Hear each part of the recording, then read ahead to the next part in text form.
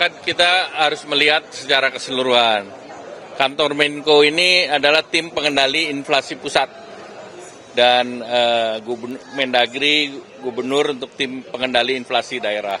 Inflasi itu dikendalikan, terutama yang volatile food. Kan komponen inflasi itu dua, core inflation dan volatile food. Nah, volatile food itu penting untuk dijaga agar daya beli masyarakat kuat. Jadi kalau sekarang volatile food-nya kita tekan turun, ya tentu ini baik untuk masyarakat. Yang kita lihat untuk pertumbuhan namanya core inflation. Nah, core inflation-nya tetap naik. Dan itu sejalan dengan pertumbuhan ekonomi. Karena menjadi anomali kalau tumbuhnya naik terus core inflation-nya turun. Jadi sekali lagi yang dibandingkan bukan inflasi keseluruhan tapi core inflasi. Di tahun 2014 inflasi kita 8%. Nah, kalau kita bandingkan dengan sekarang yang sudah 2,11 itu kan turun jauh. Nah, kalau konsekuensi kalau inflasi tinggi itu tingkat suku bunga akan tinggi, cost of fund akan tinggi. Sehingga kalau kita bandingkan di tahun 2014 saat Bapak Presiden mulai menjadi presiden, suku bunga kita kan double digit, antara 12 sampai 18%. Tetapi hari ini kita kur itu 6%. SBI juga sudah, BI juga sekarang sudah di 6%. Sehingga suku bunga itu yang prime itu udah single digit.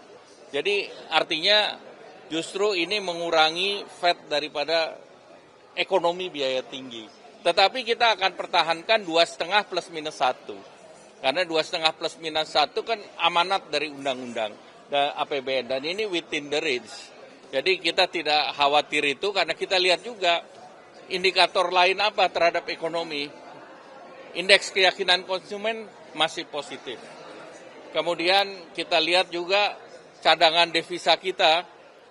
Itu kalau ekonomi nggak bergerak kan nggak nambah juga cadangan devisa. Apalagi kita baru melakukan pengaturan devisa hasil ekspor yang terbukti bisa mempertahankan jumlah dolar di dalam negeri, sehingga pada saat Bapak Presiden di tahun 2014, itu kita punya cadangan devisa hanya 100 miliar, tetapi sekarang sudah 150 miliar.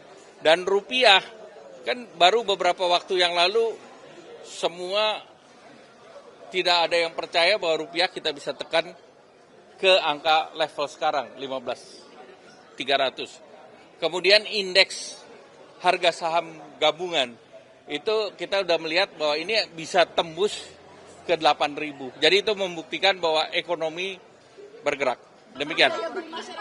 Daya beli masyarakat tentu kita jaga dengan beberapa program bantuan ekonomi PHK, PKH, kemudian bantuan pangan beras masih berjalan setiap 2 bulan, kemudian yang kita monitor juga jaminan kehilangan pekerjaan yang ternyata yang terregister melalui Naker dan juga mengakses BPJS Naker jumlahnya terlalu rendah. Nah, ini kita akan perbaiki juga bagaimana cara mendapatkannya.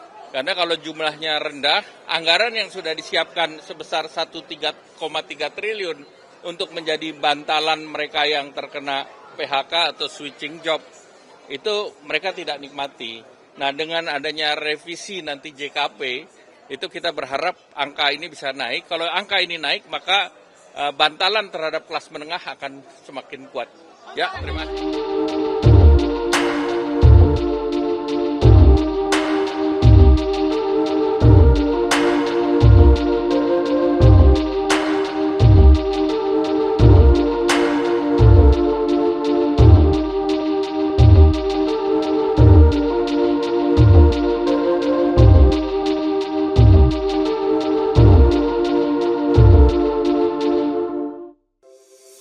Antara banyak sumber informasi, kami layak dipercaya.